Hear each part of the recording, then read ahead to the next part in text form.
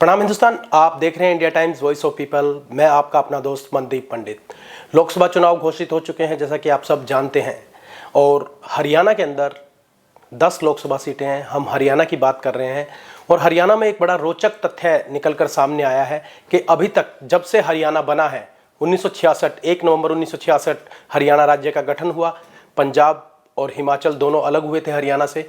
तो अब तक 10 लोकसभा सीटों के जितने भी चुनाव हुए हैं आज तक, 1966 से लेकर और 2024 तक, अभी तक इन चुनावों के अंदर सिर्फ और सिर्फ एक ही निर्दलीय प्रत्याशी जीतकर उभरे हैं और उनका नाम है अरविंद शर्मा, जो कि अभी भाजपा के सांसद हैं रोहतक से। उनके नाम और भी कई रिकॉर्ड हैं जो कि हम यहाँ पर चर्चा करेंगे इस डॉक्यूमेंट्री के अंदर और इस विश्लेषण के अंदर। तो बात कर लेते हैं अरविंद शर्मा की। अरविंद शर्मा हरियाणा की राजनीति के एक बड़े ब्राह्मण चेहरा हैं और 1996 के अंदर उन्होंने पहली बार निर्दलीय प्रत्याशी के रूप में सांसद चुने गए थे, सांसद बने थे। वो विजेता घोषित हुए थे करनाल संसदीय क्षेत्र से, और उस दौरान उन्होंने बड़ा ही ताबड़तोड़ प्रचार किया था और 33.7% मत लेकर वो पहले नंबर पर आए थे। उनके बाद रिजक राम थे, उसके बाद हरियाणा विकास पार्टी के उम्मीदवार थे। और आपको जानकर अति आश्चर्य होगा कि इस चुनाव के अंदर जो कांग्रेस के कैंडिडेट थे वो चौथे नंबर पर रहे थे, और वो थे धर्मपाल मलिक, जिन्हें चौधरी भजन लाल का खास माना जाता था। तो इस प्रकार आप देख सकते हैं कि इतने चुनावों के अंदर सिर्फ और सिर्फ एक ही निर्दलीय चुनकर आया है और उसका नाम है अरविंद शर्मा। अरविंद शर्मा के बारे में एक और रोचक तथ्य है कि वो निर्दलीय भी सांसद बने, फिर उसके बाद वो 2004 के चुनाव में, आम चुनाव में, और 2009 के आम चुनाव में कांग्रेस की टिकट पर सांसद बने।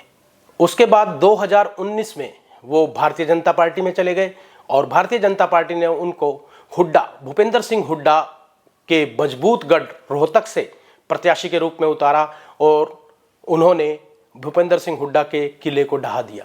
तो आप देख सकते हैं कि किस प्रकार एक व्यक्ति जो कि इस प्रकार से राजनीति कर रहा है कि वो दो संसदीय क्षेत्रों से एमपी बना है, और भी बहुत सारे 2 संसदीय क्षेत्रों से एमपी बने हैं, लेकिन इस एमपी के बारे में ये खास बात है कि वो निर्दलीय भी सांसद बने।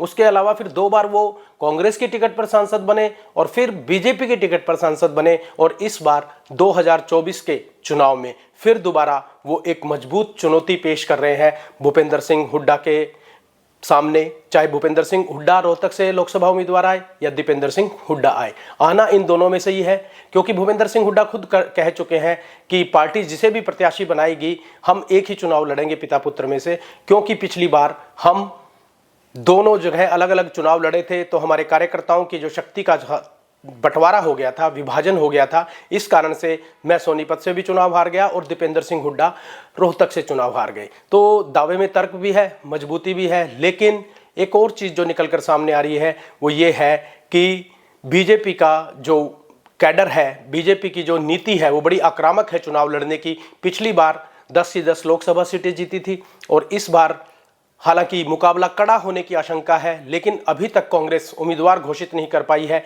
इसके पीछे कांग्रेस तर्क देती है कि 25 मई को चुनाव है, छठे चरण में चुनाव है, अभी हम बिल्कुल एक एक उम्मीदवार का विश्लेषण कर रहे हैं, बारीकी से अध्ययन कर रहे हैं। स्क्रीनिंग कमेटी जो है वो भी अध्ययन कर रही है कि कौन उम्मीदवार मुफीद साबित हो सकता है, कौन उम्मीदवार विजेता बन सकता है। तो बात करते हैं अरविंद शर्मा की। अरविंद शर्मा ने जब इलेक्शन लड़ा तो 210 कैंडिडेट निर्दलीय थे 1996 में करनाल संसदीय क्षेत्र से, और उसमें से 210 उस दौरान मैं ये कहूंगा कि 210 जो कैंडिडेट थे 1996 के चुनाव में निर्दलीय थे पूरी 10 लोकसभा सीट से, और सिर्फ एक ही उम्मीदवार थे अरविंद शर्मा जो अपनी जमानत बचा पाए थे और वो चुनाव जीत गए थे। बाकी के 209 कैंडिडेट के 1996 के चुनाव में, लोकसभा चुनाव में हरियाणा में 209 कैंडिडेट की जमानत जब्त हुई थी। तो ये इस प्रकार आप देख सकते हो कि अरविंद शर्मा ने 2 संसदीय क्षेत्र से चुनाव लड़ा, 2 पार्टियों से भी चुनाव लड़ा, एक निर्दलीय के रूप में भी चुनाव में लड़ा। तो इस प्रकार की जो एक ये जो उम्मीदवारी निकल कर आ रही है, या इस प्रकार का जो एक चुनावी इतिहास के अंदर सिर्फ उनका ही नाम दर्ज है कि पूरे हरियाणा के अंदर अब तक के हुए संसदीय चुनाव में वो ही निर्दलीय प्रत्याशी के रूप में विजेता घोषित हुए हैं। अभी के लिए इतना ही। देखते रहें इंडिया टाइम्स।